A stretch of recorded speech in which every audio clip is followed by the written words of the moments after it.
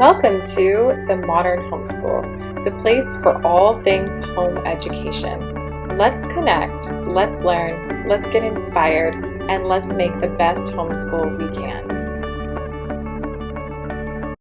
Hi everyone, and welcome to Organize My Homeschool. I'm Amy, and I'm going to be your presenter today. I put together this class just out of a need that I feel many homeschooling moms would love to have a little bit of more organization in their life. So we start out by organizing our homeschool quickly and effectively this year. We start out with goal setting. I'm going to go over your home and curricula and supports, and I hope that you will enjoy this quick class and that you can answer most of your questions after going through this class. So first of all, I feel very strongly that it's important to define your goals as a homeschooler for the year. So this is going to be a quick session in setting goals, and I want you to go ahead and grab a pen and a paper, and this can be really rudimentary. You can just grab a piece of copy paper and a pen, and we're going to just start writing out what we want our homeschool to be like, because without goals and without, this broader vision of what our homeschool, what we want it to be like, we won't be able to define it. So I really want to help you do that today, and I want to help you just get through organizing your homeschool quickly and effectively so that we can be efficient for the year. So setting goals for the year. To start, let's think about what we want for the year and the future to look like. So really want to start out by overall thinking about, what do we want? I want to set some goals for each kid, and I want to set a focus for the year for yourself, and I want us to name our biggest homeschool challenge. And so all of this is going to require us to be super honest with ourselves and really assess, what do we want and where do we want this homeschool to go. So for the kids, I want to narrow down academic goals, creative goals, and character goals. So what I want you to do is write down for each kid what their academic goal will be for the year. So for instance, one of my children, their academic goal is going to be to learn Spanish. One of my kids, their academic goal is going to be improve writing. And one is going to be to work on more difficult math concepts. So it doesn't matter what your goal is, and it doesn't have to hit each subject. So if you would like to break it down and go into each subject and say, here's what my English goal is, here's what my math goal is, here's what my science and history goals are, great. But it does not need to be that specialized. It can be just a goal for your child overall for their academic development for the year. So what is the focus? Next are going to be creative goals for your kids. So under each child's name, I want to have an academic goal, a creative goal, and a character goal. So under creative goals, we want to think about enriching our academic experience. So what is something that your child is interested in, maybe art or a specific sport, or they really want to learn more about science, or they're super interested in traveling? What is the creative goal? So to me, academics play a strong role in all goal setting for your children, but what about creative goal setting? We want our kids to have, a more holistic experience where they're getting to do fun things, academic things, and then where they're really building into the person that they're going to be. So the last goal that I want you to write down for each child is a character goal. How do you hope that they'll develop their character this year? For instance, with my tweens and my teen, I would like them to serve more in their community. I'd like them to get out of their comfort zone a little bit and maybe volunteer. So that's a really simple character goal. It could be really simple. I want to get to know our neighbors more. I want my child to be more giving. I want them to use their talents to give to other people. So starting out with goals, we've got the kids and we've got academic, creative, and character. So this is just going to give us an idea of some focus for the year. Next up is going to be goals for yourself.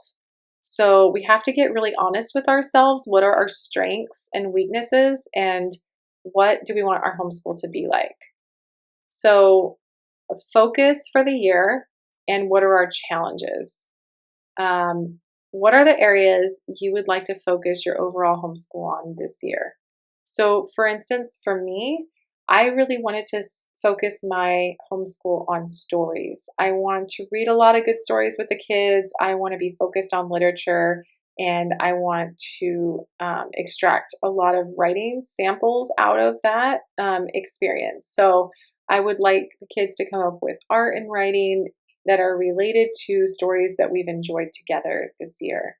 And so that is going to be my focus. Your focus could be on something completely different. It could be on, I really want us all to focus on our health and clean eating, or I really want us all to focus on learning how to knit, or learning to be good at basketball, or, it could be anything that you want for yourself and for your homeschool. I think it's important to find a focus area within your homeschool for yourself, and something that you can sort of, produce as a theme for yourself. And then, of course, challenges. What are our challenges, and where do we need help? If you have a struggling reader, or if you have children that, are getting older, and maybe it's time to start outsourcing some aspects of their education. Maybe they can try an online course, or maybe you can involve a tutor. What are the challenges? Maybe you're having behavioral challenges that really need to be worked on this year, or maybe you have a lot of family or life events this year that a lot of weddings or a lot of traveling. There are always things that come up within our lives and our homeschools. So being honest with ourselves and saying these are really going to be a challenge this year, or just identifying the fact that there are challenges. So starting out with your home, because this is the environment and the tone of your homeschool, and where you may be spending quite a lot of your time. So the home environment, in my opinion, is defined by the organization of it, the making it cozy, incorporating the outdoors, and decluttering. So first and foremost, homeschooling comes with a lot of products and books, curricula, and markers, art supplies, just a lot. There's a lot of stuff. So how are we going to organize this? And how can we organize our home in a way that is effective? So, we may need to bring in more bookshelves or shelving, in general. We may need to clean out, like I've cleaned out my hall closet in our house so that I can use those cabinets solely for homeschooling. There are just so many books, and there are so many resources that you might need to make a home for: a laminator, a hole punch, all the markers, all the workbooks, all of the watercolor books and supplies, glue. I mean, there's just a lot with homeschooling. So finding ways to be organized, baskets, boxes, shelves, different paper holders, and organizers of toys and things that you like. So I think setting the right tone for the home environment starts out with organizing. Next, I think it really has to be decluttered. So on a seasonal basis, I like to declutter my home and just sort of start recycling things and giving things away that no longer serve us.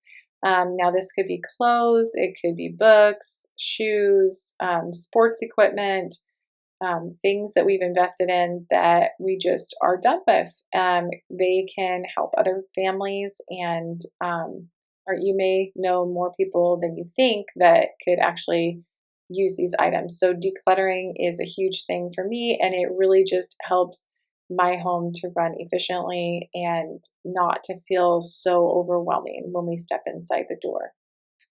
Next, we want to make it cozy. Can we incorporate some, new blankets or pillows, lighting?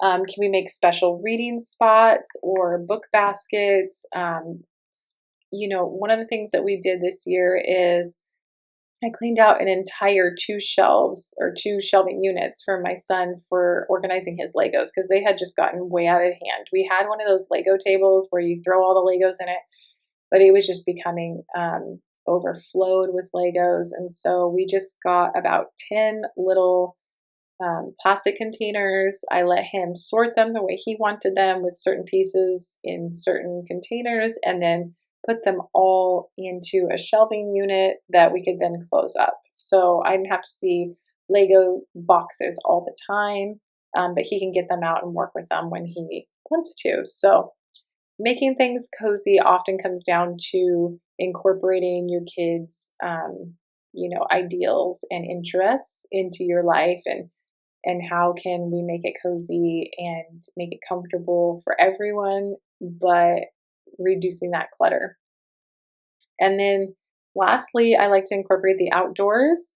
I love to have plants, and I love to bring in green themes into the home and sort of like make an obvious connection with the outdoors. And then additionally, try to set up a garden or little garden spaces where the kids can go out and read or play and feel like it's their own space. And part of the way we've done this is to set up potted plants outside in different areas.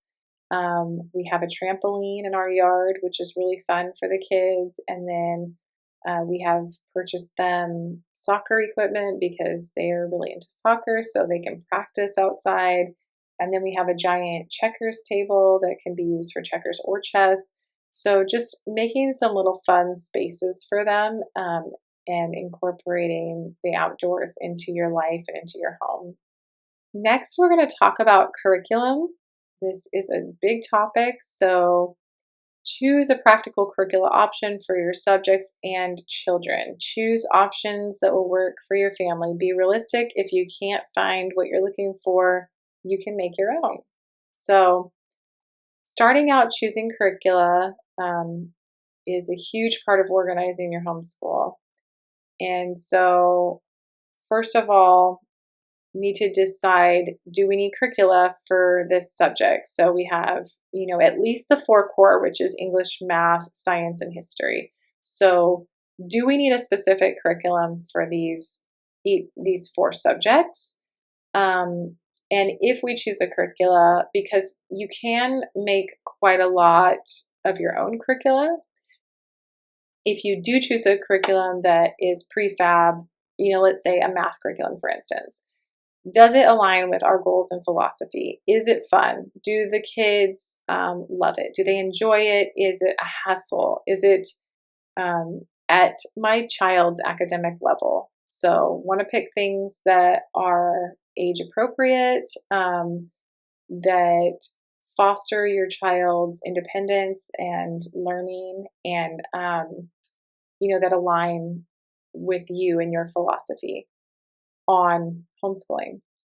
Can I take large pieces of a curriculum that will work for our family? This is something that I've done a lot. So, there are components of curriculum that I deem unnecessary and deem busy work. So sometimes I will pare down a prefabricated curriculum into something that is more my own, that I know we have time for and that is beneficial to the children. So really kind of like using your instincts on these curriculum and knowing, is this the right choice for my family? Is it the right choice for my student?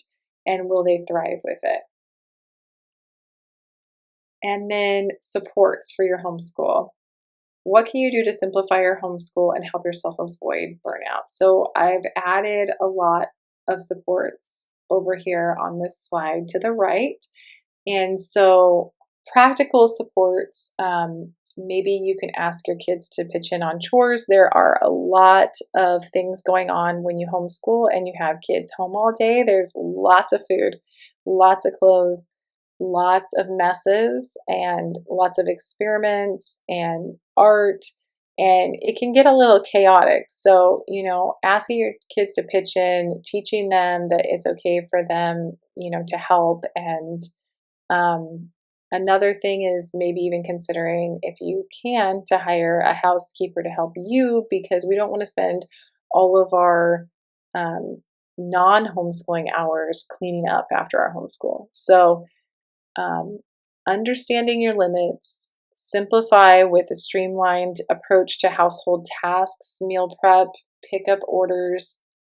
This is a big one for me, is I've started to order my groceries ahead of time, and so I can make a loose meal plan for the week, and then I can prep those meals each day, and then know what I'm going to feed everyone for dinner and what are options for lunches. And so this kind of helps streamline an important household task. And then I also like to incorporate working out and sometimes just like personal time, because as a homeschooler, you often get burned out.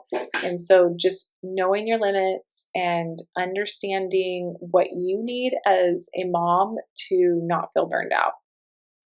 And then academic supports would include classes for your children, co-ops, tutors, online classes, sports, and extracurriculars. So just finding these options that are a good fit for your child, and then just leaning into those and allowing that to be part of your homeschool and allowing it to be a support of your academics. So, for instance, for us, we attend a hybrid homeschooling program. And then we do a lot of sports. My eldest daughter does a few online classes. And so these are just supports for our academic enrichment that have worked well. And then social support, for yourself, you want to find a group of fellow homeschoolers, maybe consider joining a co-op, church, hosting. Sometimes what you're looking for, you can't find. And so, you really have to sort of be that person that says, hey, I don't care if my house is like too messy, but I'm going to have a little party, or a little get together. And I just hope all these homeschooling families will come, or friends outside of homeschooling even, and just getting the support, for your kids and for yourself, of feeling connected with a community. And then, of course, you can join clubs and friendship support and family support. So, hopefully you can find your people that you enjoy being with at least a few times a week, and you can support each other's lives in this pursuit of homeschooling. Just remember, setting up your homeschool is a process, and it's going to change from year to year, but just using these guidelines to get a basic idea of what you want for your homeschool, and sort of efficiently running with these concepts of, completing this course and setting dates for each of these steps, getting everything organized and goals set, and then a start date for the school year, when you're going to take your breaks. You want to incorporate holidays and time off as well, and big life events. Perhaps you have a wedding in your family or a new baby. These events need to be planned into your schedule. And I do a whole episode on my podcast about homeschool planning, and I have free planners available on my website, themodernhomeschool.com. So there is just so many free resources for you. And yeah, I just hope this little class helps you to get started and get organized. and get this homeschool planned. And feel free to borrow my plans and to tailor them to your own needs. But really, this comes down to, what do you want your homeschool to feel like?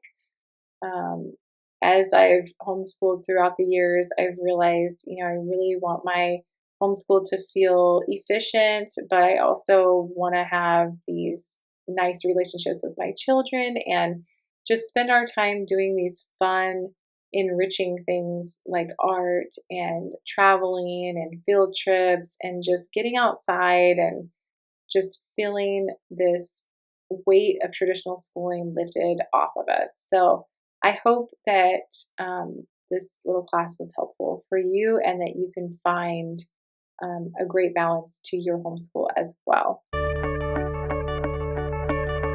Thanks everyone for joining us for this episode of the Modern Homeschool Podcast. I hope that you will have the most creative, intentional, wonderful week in home education with your children.